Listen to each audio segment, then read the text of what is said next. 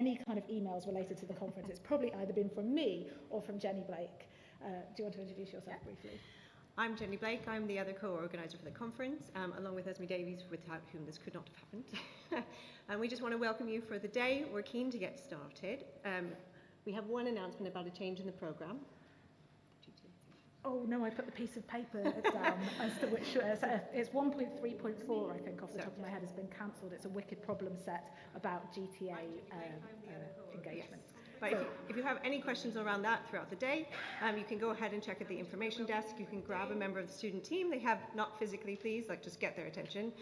They're all wearing these red t-shirts that say Library Student Team on them, and they'll be able to help you too. So, without further ado, we're really lucky, before we get to the plenary, to have the Vice President for Teaching, Learning and Students, April McMahon, who's very kindly going to open the conference and welcome you all. So over to you, April. Thank you. Thank you so much. And this is absolutely brilliant. This is a massive treat. I know they're saying, oh, lucky that I'm here. It's lucky for me that I'm here. This is the best thing. Is to be able to just get our whole community of colleagues, students who are involved in fantastic teaching and making it even more fantastic. And that doesn't matter whether you're actually doing the teaching or you're supporting and enabling or you're helping other students with learning.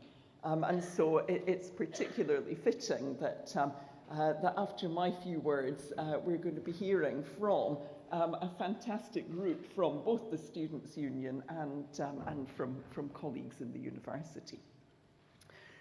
You may have noticed that it is a big birthday for the University of Manchester. It is our 200th birthday this year. I should have my little 200 badge, but when you get to my advanced years, you worry that people are going to draw the wrong conclusion when you go around with a badge that says 200. You say, have you had a big birthday? I said, no, my institution has. But we've got another special thing with a 2, which is that this is our second Teaching and Learning conference. Last year's was a roaring success, and so this year we thought, bigger venue, bang in the middle of campus. We're going to double the size that we allow for in terms of delegates. We are going to have people still joining us online so that allows for as much inclusivity as we possibly can. And so the team had the challenge to go away and make all of that happen. And we have sold out. I know not absolutely everybody is here yet, but they will be through these 2 days. There will be more than 300 delegates actually in person, and a whole pile of people joining us either now or later online. And I just think that's an absolutely extraordinary achievement, given that we've gone from 0 to 300 in just a year. That is pretty impressive, actually. So thank you for giving up your time today. Thank you for stepping away from the demon email and making a bit of time to come and celebrate what we do, work together on how we can enhance even further what we do. And I really hope that you're going to have a wonderfully productive, enjoyable day. And I will see you again at the other end of it at the reception this evening. Before I hand back to Hannah and Jenny, and I'm sure people will be asking you to do this all kinds of times for the next 2 days, but I'm equally sure that you will want to do so. I just want you to put your hands together with a big thank you for the organisers. These things do not happen by accident. There is a lot of work in the background. So Hannah, Jenny, Esme, and all the cast of thousands that have got you here today, can we just do a big thank you and see you later.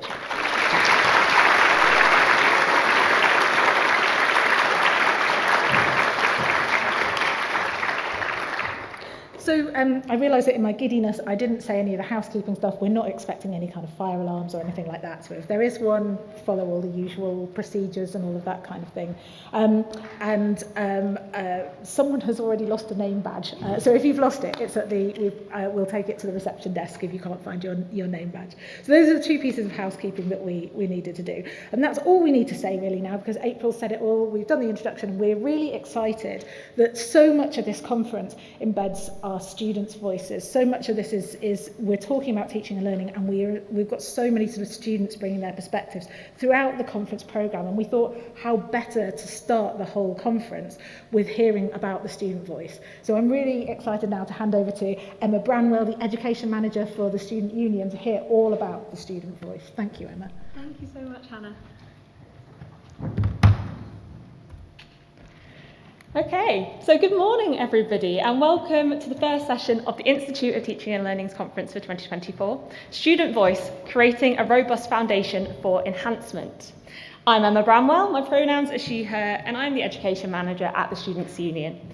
Throughout our work at the Union, we aim to help support student voice enhancement for a variety of mechanisms, including but not limited to in facilitating student-wide democracy in referendums and our annual Lead MCR elections campaign to choose our 8 executive officers, to running a variety of insight projects on key issues facing our students. Within my team, the education team, we lead on the students' academic enhancement work.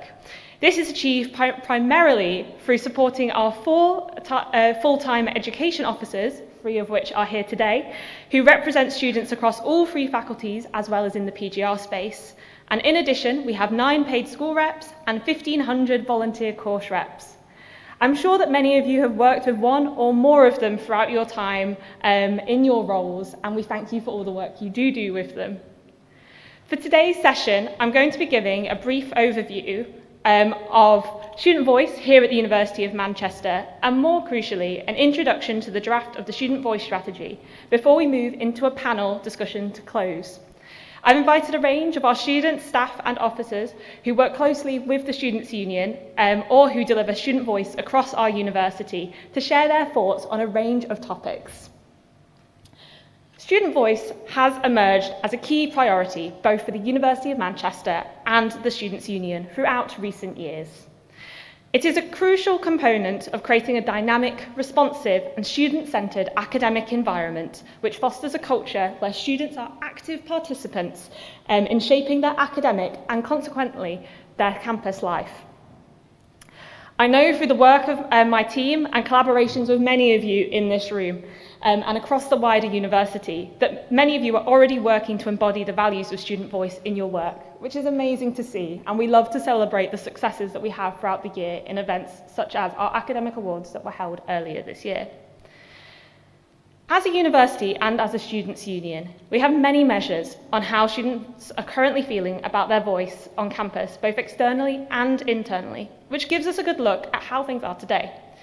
As there's only a few minutes to this introduction, I didn't want to do too much of a deep dive into the numbers, but I've picked out some key figures that we found more recently. For information, I'd encourage you to reach out to the fantastic research and insight team we have at the Students' Union, some of which are here today. Georgia is somewhere in this room, I can't see her right now. And please go along to the sessions and find out more.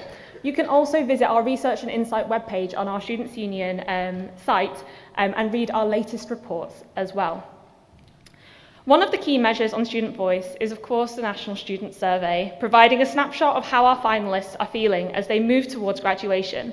Although we don't yet have these figures, they're due to be released in 2 weeks, these also allow us to map trends on how students are feeling from their first year within our internal Students' Union surveys, all the way until how they feel when they leave us. We also have a range of internal data which paints a more detailed picture on how students are feeling about their ability to influence their course, university and the Students' Union, and crucially, the reasons why this may be. Alongside anecdotal information from student staff liaison committees, I wanted to talk specifically about Educate MCR. This is our new primary academic experience insight survey. It ran 2 times this academic year, and it will be used to form our response, our student submission for the Teaching Excellence Framework, or TEF, in future years. I know it feels like it's just been 2 minutes since the last one, but it's really important that we're already looking ahead to the next one. One thing that I also wanted to highlight before I dive into some figures from it is highlighting the dashboard that's been created on Power BI by our Research and Insight team. This is live at the moment, and if you want to find out more information about what any of these aspects, from teaching on my course, assessment and feedback, student outcomes and more, please contact our Research and Insight team at insight.su@manchester.ac.uk. This year, Educate told us that 46.16% of students agree that they can influence decisions at a course level, which is okay.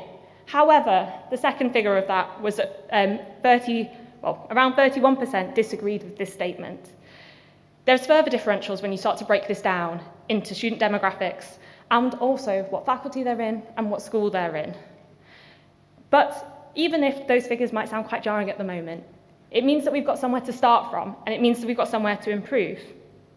But I also did want to reassure that we are seeing a steady positive trend in this area. In Build Your MCR 2023, which is our annual survey which looks at the whole of the student life and student experience, we found that last year, 37.5% were able to influence their course. So we are seeing improvements, which is great. With these figures in mind, it is clear how student voice must remain a foundational aspect of delivery across the University of Manchester and in teaching, learning and research. After all, a key part of this conference is the student voice strand, and I encourage you all to attend the range of programmes, ideas and opportunities hosted by colleagues both from the Students' Union and the university to find out more about how you can get involved. The continuation of bringing student voice to the forefront of this institution has led to the development of a draft student voice strategy between the University of Manchester and the Students' Union. This draft aims to provide guiding principles and key areas of focus, and also outlines a range of ways that we will measure success. However, I did want to specify that it does not have specific numbers in it, in these areas of success. This is in recognition that every school, every faculty, and even every course is on a different path and a different part of their journey in building and enhancing their student voice mechanisms. It is built on 4 key areas. Students feeling like they belong, and this includes them being able to be part of an academic community that's active and that they have a high level of support, that they feel like they have a voice, and this focus on building students' confidence in spaces and empowering them in feeding back and being involved in lots of major decisions at the university. Additionally, it's that recognition of the diversity of the experience of our students and the huge range of identities and intersecting identities they have. Students feel like they can influence change is the next bit, and this focuses on accountability in place to track and communicate change that takes place, closing that crucial feedback loop that I know we speak about all the time, especially at the Students' Union. And finally, academic partnership. And this establishes students as active participants in forming their academic experience. But what do we actually hope to achieve with this? We hope to achieve a university which is a thriving community where students and staff come together in partnership to drive a world-class learning environment. We hope to create an agile, forward-thinking institution that is able to adapt to the needs of our current and future student body, and a university that leads the sector rankings in satisfaction for student voice and the wider student experience as well. When the Student Voice strategy launches later this year, it will be partnered with a range of resources within a toolkit, which will be updated at various points throughout the year and throughout its life cycle. This is with the idea that the students change every single year, and so should we, and thus the resources we need to do that should also be different. But where are we now? In April 2024, a range of consultations took place. For students, we hosted a school rep consultation, faculty-based focus group consultations, and an open consultation that all students were invited to participate in. And this was accompanied with a range of Students' Union consultations from across our executive officer team and full-time staff team. But I know a lot of you will likely want to get involved and also feed into it, and that opportunity is coming very soon. So the same draft will be opening up for staff consultation very soon, and we will be advertising accordingly. But enough from me. Let's move on to talk to, I've already spoken about that bit. But we're going to move on to our amazing panel that are here today, as they have such a range of experiences, thoughts, and time of working within Student Voice and being students themselves here at Manchester as well for a few of them. To start things off, I'm going to invite each of them to introduce themselves, their pronouns, and their role and how they work within either the Students' Union and university. We then have a range of set questions that we've got for them. We won't be opening the panel up for questions from the floor, but everyone will be at the conference today. We're also around normally in the Students' Union or in the university, so please come and chat to us across the day as well. So I'm going to... Hello, does that work? I don't know. So I'm going to pass it on to Raheel. Hi everyone, my name is Raheel Ansari. I am the Science and Engineering Officer. I work with the education team, the Students' Union, and I am one of the education officers. Hi, I'm Katie. I'm the Humanities Officer at the Students' Union. Just some background about me. I'm a sociology student, so based in SOS, but I'm taking 2 years out between my second and third year for this role. Hello everyone, my name is Raluca, my pronouns are she, her, and I'm the Faculty of Biology, Medicine and Health Executive Officer. I also work with the Students' Union in the education team, and a bit about myself is that I've been doing biochemistry on an MSci. I graduated and then got elected into my role. Hi everyone, my name's Christina, my pronouns are she, her. I'm a full-time staff member at the SU. I'm an education coordinator for FBMH, meaning I work on anything and everything to do with the student voice in that faculty, and I support Raluca in her role as well. Hello, my name's Yukino. I'm the school rep for health sciences, and I work with the student union and the education team. Hi, my name is Tala, and I'm a medical student going into my final year, and I'm the School of Medical Sciences representative to the Student Union. Hi everyone, my name's Jen. I use the pronouns she, her. I'm an academic member of staff, so I'm bringing the, one academic perspective to Student Voice. My discipline background is in psychology, but I'm also one of the 2 university academic theme leads for teaching excellence and quality, which is an awfully big mouthful now I put it all together. So I've got a long-standing interest in all things Student Voice, as well as how this impacts on our NSS and our TEF. Thank you very much for all introducing yourselves. They're on our 2 microphones, so you can pass them between yourselves. Okay, let's get started with the questions. Firstly, why do you think Student Voice is so important at the University of Manchester? And how would an ideal Student Voice process transform academic experience here? Anybody want to take that first? I forgot we had a second mic. Can everyone hear me okay? Yeah, perfect. I think that, and I'm sure we all know this, but this is a huge university, and I think that it's so easy for students to kind of fall through the cracks. And if you're not already engaged, as a student who wasn't part of any societies, I didn't get engaged with great events like this, I think it is really easy to just disengage. So I think it's so important as a students' union and as a university that we really try and support students with getting their voices heard. And that can be through things like societies, but I think also just the rep system that we've got here is so key. So students knowing who their reps are, I think is so important, and feeling like they belong to their course as well. And I think that rep structure can be a huge part of that, to be able to say, okay, there's this community that I've got here where I can pass on my feedback, and there's an academic society I can join where we can all be together. So I think that makes people feel like they belong in a place that is so big and so complex. So yeah, I'm going to stop there and allow anyone else to speak. At the heart of it, it allows students to shape their experience at the University of Manchester, so that means it's something that is forever changing. It's changing to accommodate for students' different needs, and I think the amazing thing about Manchester is you've got students from all over the world coming who have experienced education systems elsewhere, who maybe have been in representation structures elsewhere before, and they're bringing all those new perspectives, all those experiences here, and I think that is only an asset to the university.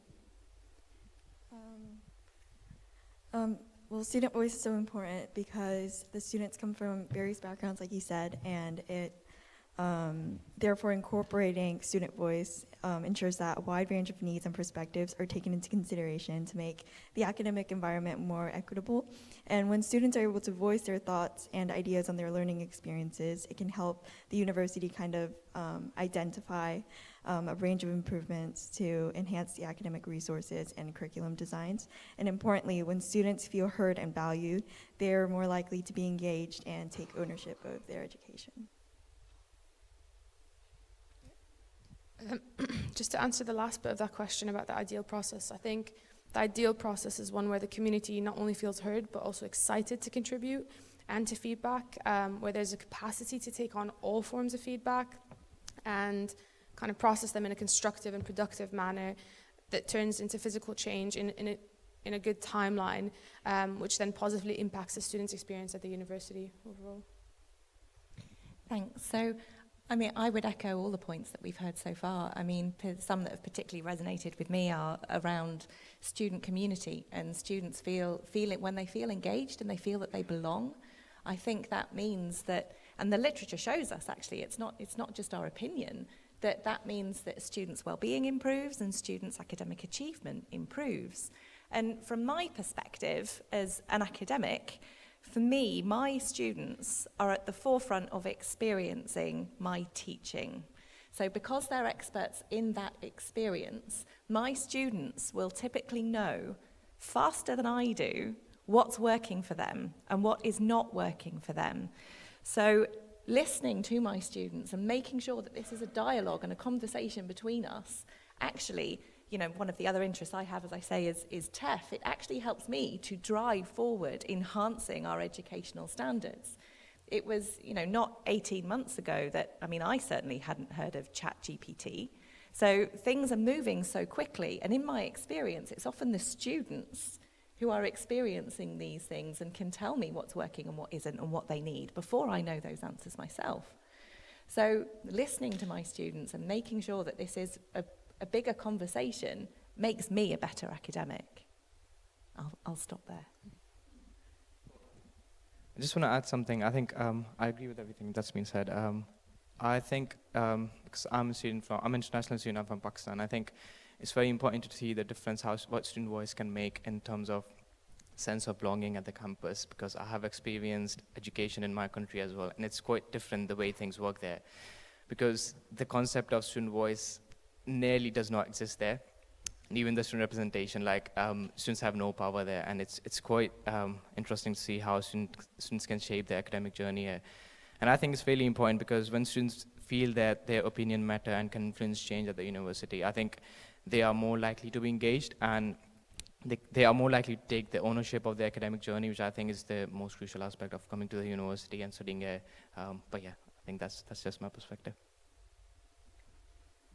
I mean, as a last point, I agree with everyone. I think it's really important that students are able to shape their academic experience and overall student experience on campus. And I feel like the student voice is a key factor in co-creating with students, and this can range from matters such as assessment and feedback to how estates can look in the future, how we can improve their teaching and learning on campus. So this is why it's really important to make sure that we include the student voice everywhere we can. Thank you all so much for your insights on that. I think some really great points, and on like the importance of what student voice can bring us, and how it can really enhance our time here. So moving on to the next question. Our data, as I showed earlier on, and more widely in the Students' Union, tells us that just over half of students feel like they have a voice, but that most don't believe that they can use it to influence decisions or make change. With nearly 50,000 students at the University of Manchester, how do we demonstrate meaningful change across an institution of this size?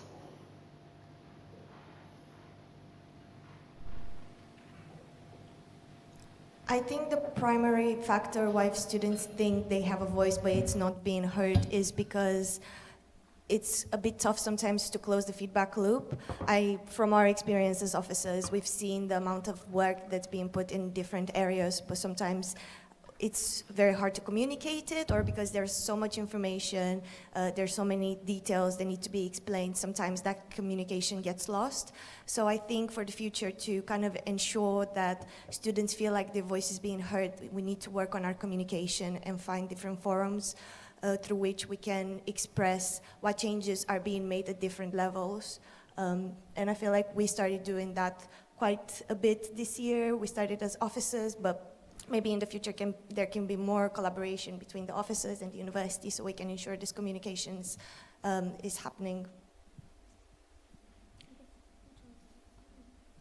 I think you've brought up a very good point, because there's so many people. Obviously, it's hard to get feedback from everyone and then kind of implement that change at such a large scale. And by the time, especially because it's a 3-year degree, by the time things happen, maybe you've finished your first year and you've given feedback for first year, so you don't really see that happening. And obviously with the timeline, I know that the student union is working really, really hard on kind of increasing their staff as well, to ensure that they have the capacity to take on that feedback and do that change and work with staff. And the staff are also working really hard with the union in order to do that.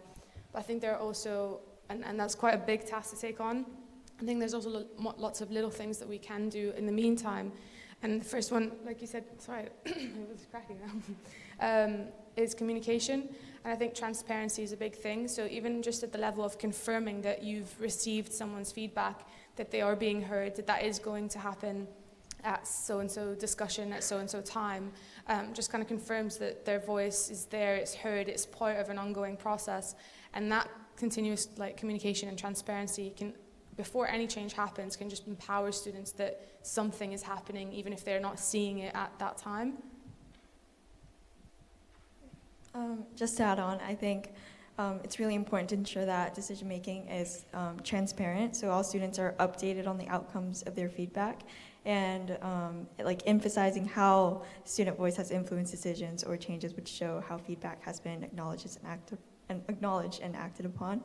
And I think prioritizing both immediate changes as well as outcomes of long-term projects could demonstrate commitment to substantial and tangible change. I think just to add as an example from my work, so it's the end of the year, and it's a really good time to reflect, and reflecting on how you make meaningful change is a good thing to do. And what I've been thinking about is SSLC, so Student Staff Liaison Committee meetings, which is where reps go, and they give feedback in order to make change. And what I've been hearing when I've been checking in with some reps and checking in with certain programs is that we're not really sure if this is actually a meaningful way to enact the student voice. And so when you have questions like that, it is the perfect time to kind of start questioning those systems. Are those systems working? Is there anything else that we can do? Does it always have to be the same? Do we always have to rely on the same systems? So maybe we should stop chasing the same thing that we always go for, or stop chasing survey completion numbers, and maybe rather focusing our energies on creating the right environment for that program or for those students in order to raise their voice and to make the change that they need to see.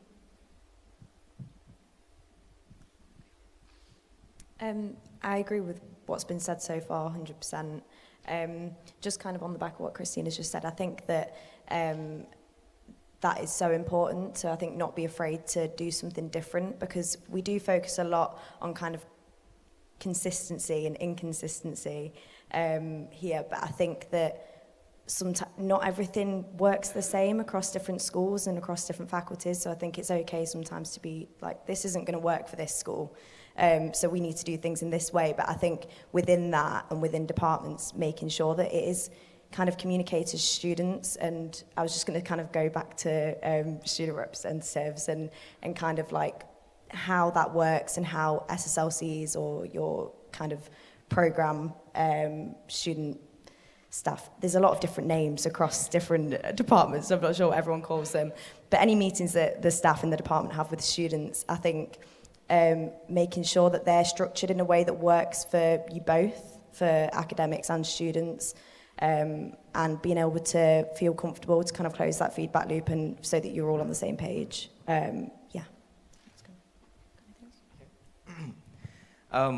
Yeah, definitely. What everyone had said, I think I agree to everything. As we say, it's a big institute, 50,000 students? Okay, 50,000 students, and it's really difficult to even make a small change at this institute. Even for the student, it's much more difficult as compared to the staff member. I think it's really important to celebrate the wins that the student make, even the small things, small changes throughout the programs, throughout the courses that the student make. I think it's really important to celebrate that, which would really promote students to engage a lot more in these kind of things. I think a very good example of like SU host award night every year for students as well, which is quite, I think, a good example of promoting students to engage a lot more in these kind of activities. I think this aspect is one of the most crucial ones that we sometimes are maybe missing out within the university. But yeah. So likewise, I mean, I agree with everything that's been said so far. I think the only thing, maybe the main thing that I think I would add is the bit of the question here that stuck out most for me was the phrase, demonstrate meaningful change. And I think those 3 words really stuck out to me. And I think that's something that we need to do better. So, for example, we know that we have student representatives, we have our fantastic Students' Union faculty officers who sit at, the really highest levels of committees at the university, things like Senate. That when I'm talking to my students know that there's this student representation. But I think what's less clear, at least for the students that I talk to, is what difference has been made. So what has the impact of having students as part of these conversations been? It's not enough that we've got students in the room. We need to make sure that those students are empowered and that we are communicating the effect that that has had on the conversation and what has changed as a result, in my view. Thank you all so much. I really like the highlighting of innovation and trying something new. I know we tried to do that in the education team with changing things every single year, and I think that is such a key part of trying to reflect how our students change as well throughout their time at university, as we want them to as well. So, we're going to move on to the next question. So what do you see as the biggest barriers to students engaging in student voice? As a students' union and university, we know it's probably never been more difficult to be a student in any part of the country at the moment. There's a lot of uncertainty and more. But I don't want to steal your answers, so I will hand over to whoever wants to take this question first. Yeah, Raluca, go for it. Hello. I think this relates quite a lot with the previous question. I think a lot of students disengage because they feel like their voices are not being enacted upon. So it's just showing more meaningful changes would also make them be involved more. And also there are like multiple issues depending on courses, faculty, so on and so forth. Some students, as we all know, there's a cost of living crisis. A lot of students are working and are still trying to do their degrees and have families, are commuters, and so on and so forth. So sometimes just getting involved in that extra thing, finding your community that can enable your voice is very complicated. But as I said, I feel like once we start to see the students feel like their voices can actually change things, we'll also see the student body be more empowered and more students actually being involved as well. Just to take one of those points forwards around engagement, and in my opinion, one of the biggest barriers is probably the thought that students have around like, oh, why bother, nothing's going to change anyway. Maybe there's a little voice in there that kind of says like, oh, I don't matter, I'm just 1 in 50,000 students. And the biggest kind of barrier within that is that students don't know or can't see that change happens, even though it might be small or might be slow, they have no idea. So I think first impressions in terms of giving feedback and closing that feedback loop really, really do matter, because that will affect the way that students see them giving feedback probably throughout their educational journey at Manchester. So I think it is making sure that that first interaction and every other one also that it must be perfect so that students give feedback and they know exactly what happens with it. I think that is really important because, like, from my experience, I do psychology, and especially in my first year, I felt like just being in the middle of like 400 students, it was hard to kind of give feedback. And even if I gave feedbacks in like surveys. I didn't know what changes were being made until I became a course rep and then a school rep, is like when I actually started engaging, and I feel like that's when I felt more empowered and I felt like I could actually kind of start making change. I think it's been said a few times before, but obviously there's very big differences between the different schools and the different faculties. So I can only speak about medicine, but I can give some examples. So I'm part of the Wythenshawe Hospital, and it took us about like a year and a half just to get a fridge in the student room. And I think it's about kind of the protocols that we have to adhere to. So we don't only have to adhere to the university protocols, but also the NHS protocols. And it gets brought up as an item in a meeting with staff members from, again, the university, the NHS, and a couple of student reps. And at these meetings, there's loads of people saying loads of different things who want different things. And then at the next meeting, some of them will be there and some of them won't. And it'll kind of just stay a thing there that lots of people have to go through. So then you end up waiting about a year and a half for a fridge. And so I think what Christina mentioned before about the systems is that we do have to look at, like, are these meetings the best way to kind of look at these problems? I think the union does a really good job of allocating teams to certain tasks, who then, this is their priority to get this done at this meeting. I think maybe allocating more teams could be kind of a break in that barrier of getting things done. Yeah. Thank you. So I, again, would echo everything that's been said so far. These are the same things that my students are telling me.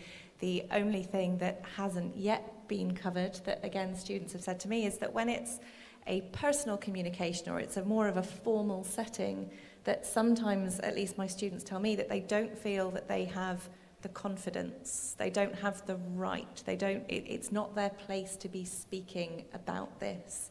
And there's some certainly perceived, if not actual, sort of power imbalance here, and that students might feel slightly hesitant to raise something if they feel that this might not be taken seriously, or they're not even sure that they're allowed to speak in this forum.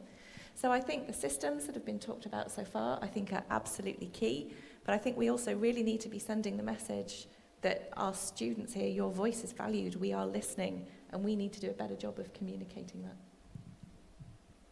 Yeah, I think that's a really, really good point. I think that the sociology student in me was thinking all about like problem posing education versus kind of the model that I think is difficult to break down, and I think the students as partners thing is so key, because it can be really helpful, I think, to just have kind of a critical eye, but not a critical eye that's saying, like, obviously this is wrong. It's about just them saying, like, this is from my perspective how this is, and this is my view. And I think that's really, it can just be quite empowering, I think, because a lot of the time it will be a student saying, this is great, like, this is really, really good, and I feel really happy to be sat in your lecture right now, and things like that. And I think that everyone kind of needs that sort of validation. So yeah, but I was also going to kind of touch on, again, like belonging to your programme. And a few staff from the SU went to this wonky tour to Latvia and Austria. And there was this kind of tradition where at the start of every programme, all the students would either have to down a pint of beer or orange juice and then jump off a chair. And that was like them belonging to their course. And obviously we don't have traditions like that here. And I'm not suggesting that we start that. But I think that there's something about having that kind of, that welcome week is like so key. And I know there's a lot of kind of different starting times for international students, for example, which we have to take account of. But I think that induction is so important. So yeah, just a note on that. Yeah, just adding on, I think what I mean by saying that, as I mentioned in the previous question about the cultural barrier, the cultural mentality that has been among the students about student voice. As I think change starts individually, but I think it's much more effective if we come collaboratively and start working on something collaboratively. But I think in the university, it's very difficult to find those collaborative opportunities because we have got around 300 societies, and it's very easy to get lost in this university in different kind of finding the right kind of society which fits you. For me, from my experience, I am from Pakistan. I came here to study, and I was really struggling to fit in certain group of students. And I tried some really weird societies, honestly. I never liked dancing. I tried salsa society just to find more people to connect with. But obviously, they have a different mentality from me, and it's difficult to connect with them. So I think that's the core of the problem, to get students to engage more. I think the societies are playing a role in this, which we are going to come back in the next question. But yeah, I think that's something I find really challenging here. Yeah. I was actually going to skip that question, Raheel, just because we're running out of time today. But maybe that's a future session that we're going to run.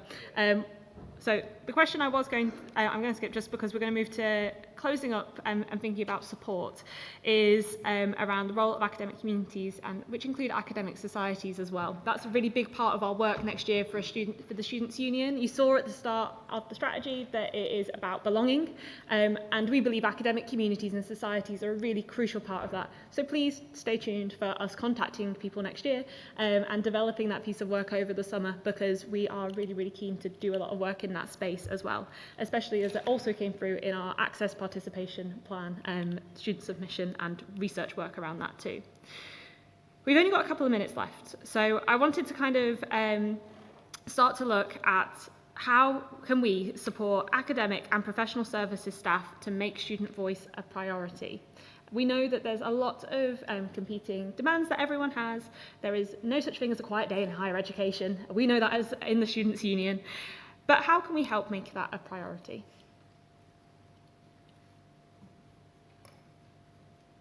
I might just start on this one because it's kind of like a quite quick note. But I think that much like how we do with kind of student communications and looking at different communication channels, I think that has to apply to university staff as well, and seeing what works for staff. Because I think more so than students, I think staff will probably like email, whereas students we know do not like email. So I think that working out how, as a students' union and as a university, how we communicate with each other and keep this kind of collaboration going, just so that we know kind of what's going on in the rep cycle at the moment, what's going on in academic societies at the moment, what's going on in teaching and learning, just so that we can just continue kind of advocating for student voice and staff voice as well. Also on communication, I think it's really important to make sure the students are aware of all the support mechanisms and services that are out there. We had this faculty forum and we asked about the support services that the students know of, and weirdly enough, there was maybe half that didn't know about the counseling services, maybe because of the fact that they didn't need to apply to go through counseling, but at the same time, we don't particularly know, maybe it's just they never came across. But if we think about the fact that we have so many students, it might not be a surprise that not all of them know about all the support services that we have in place. And one really interesting one is the school hubs that just got implemented this year. I think it would be really important for future years to make sure the students know that they exist, and to make sure that students can be supported in their courses and academics there. But as well, just about academic advisors, it's really important to work around that and see how it works and how we can improve the systems.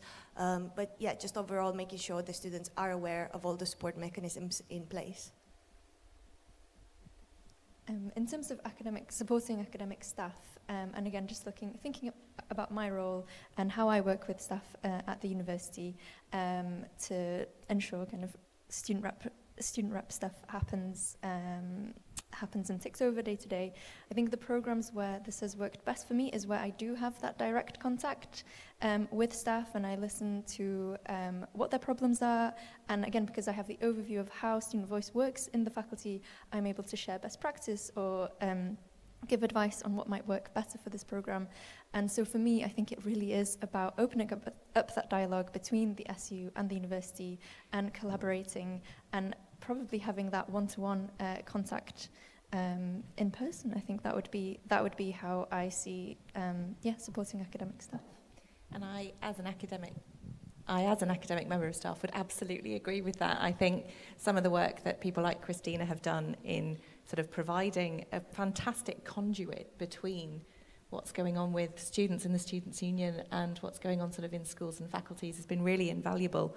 I think also this just needs to become the culture, that this is just business as usual. And if we can really highlight the ways that listening to students has made an impact and what the impact, the change that's been made as a result of student voice, making this clear and celebrating that where it happens, shining a spotlight on where this has really worked well for inspiration, I think that also could be really helpful, because just like our students, I think academic colleagues certainly are pulled in so many different directions and have the same complexities in their lives as everyone else does. So if we can make this easy to see this being done really well, I think that could be a real step forward. We've just got time for one more comment if anybody has anything else they'd like to say. I think it's true for the staff members as well. I think it's important to recognize their efforts. Unfortunately, as a student, I never realized this as well, because I've done my first year of mechanical engineering. I was always looking for, like, lecturers are not doing enough, the staff members are not doing enough. But when you look at the behind the scenes, I think staff members are making the efforts. There are some staff members who are kind of, I don't want to use the word, but yeah, I think it's really important to, like, recognize their efforts as well. In my role, I think staff members really look forward to work with students. I have noticed from my experience as a student, like, I was working on a survey, and staff members really welcomed me to, like, do lecture shout-outs and, like, talk to them. Like, they allowed their time for me to utilize that. And then the next day, that staff member was my favorite staff member. So that's the kind of thing I think is really important, to support the staff members and professional staff members. Yeah. Well, thank you so much, and please give a massive round of applause to our panel.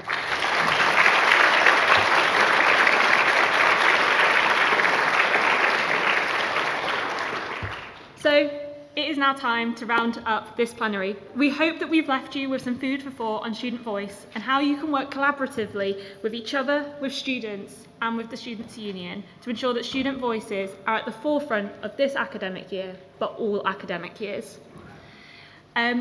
A massive thank you to all of our panel members for giving their time and answers and expertise. It's been amazing to hear such a range of thoughts and feelings around those questions.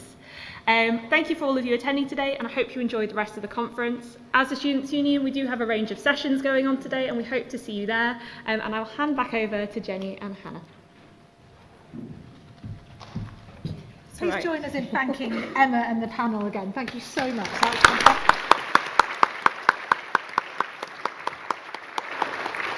So just one tiny bit of housekeeping before you go on to the next sessions and the rest of your day. Please do look in your welcome booklet for the QR code that asks you what you're going to take away from the conference.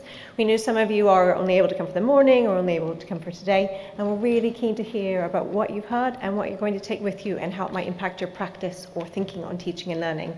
So we'd encourage you, please take advantage of that. Scan it now, have it as one of your 100 tabs on your phone so you don't forget. I hope you enjoy the rest of your day. I hope we see some of you at lunch and all the coffee breaks, and just have a great time. We'll see you back in here together for the last plenary at the end of the day, but enjoy all the sessions. And we'll see you in the sessions shortly. Thank you again, everyone.